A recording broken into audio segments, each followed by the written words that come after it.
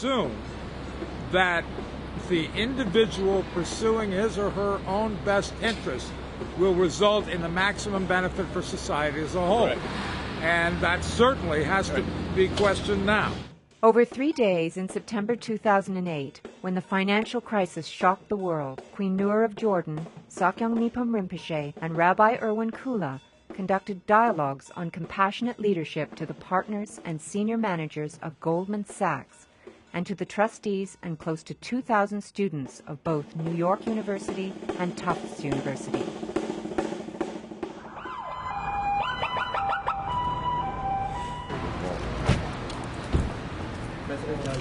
Hello, how are you? Nice to see you. Great to have you. Thank you very much.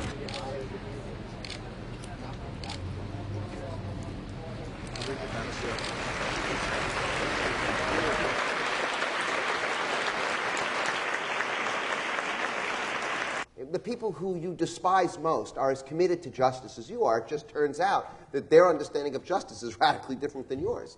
And the people who are committed to fairness, they're just as committed to fairness as you are, except it turns out that when you don't like the content of their fairness, you say they're unfair. But what we're really saying is that there's nobody who's so stupid that they're 100% wrong.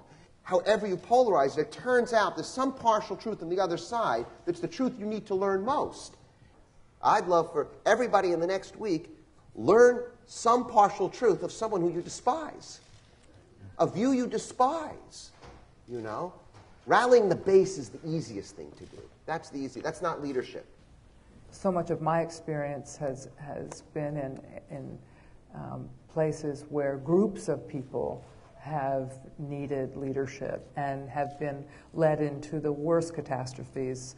I have been with women who's lost 8,000 of their fathers, brothers, sons, grandfathers. All the male members of their family disappeared. These are Bosnian Muslim women joined by Serb and Croat women as well, all of whom had actually suffered losses in this conflict and tried to come together and acknowledge each other's grief. And I had been inside the mass graves. I'd seen the body parts and seen the reconstructions of what had happened during this extraordinary period. The leadership taken by members of these different groups, often women, to reach across ethnic, ideological, and the lines of emotion, the barriers of emotion and hatred and fear, and is a kind of leadership that I've found inspiring in so many different parts of the world. It's where you come together to find common ground, and it takes the personal responsibility, it takes the self-discipline. I'm using an extreme illustration, though, of where I've seen people able to do that and begin to build a future that seemed impossible a short time before. I remember reading this meditation text. And the meditation text started out saying that in these really difficult times, and this was like in 1250, and this was, in my mind, a golden era within Buddhism, you could say. And so it kind of dawned on me that every situation has been difficult, and there's been difficulty throughout the whole period. Nowadays, with TV and internet and a lot of personal independence and so forth, it becomes more obvious to me that obviously we need leaders. We need an individual that has a certain binding factor and vision, but we ourselves need to have more strength, character or genuineness. And I think we need to ourselves exude qualities of strength and compassion if we're going to expect our leaders to have that too, in a sense. There needs to be some kind of interdependence, you could say.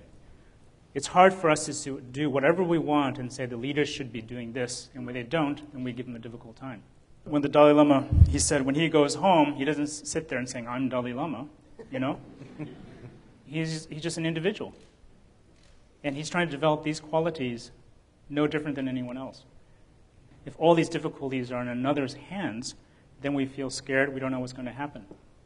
And I don't think this is even a spiritual discussion in a sense. It's if we ourselves during this difficult time need to become stronger individuals. And I believe now we're moving into a phase where it is going to be more and more is going to depend upon the strength of our own mind, not even in a spiritual way. Can we handle the amount of information that's coming at us at this point? What is a leader's main qualities? They need to be strong and sustained. And we say non-aggressive, which means having patience. If you're a leader that does not have patience, you will not survive the long haul.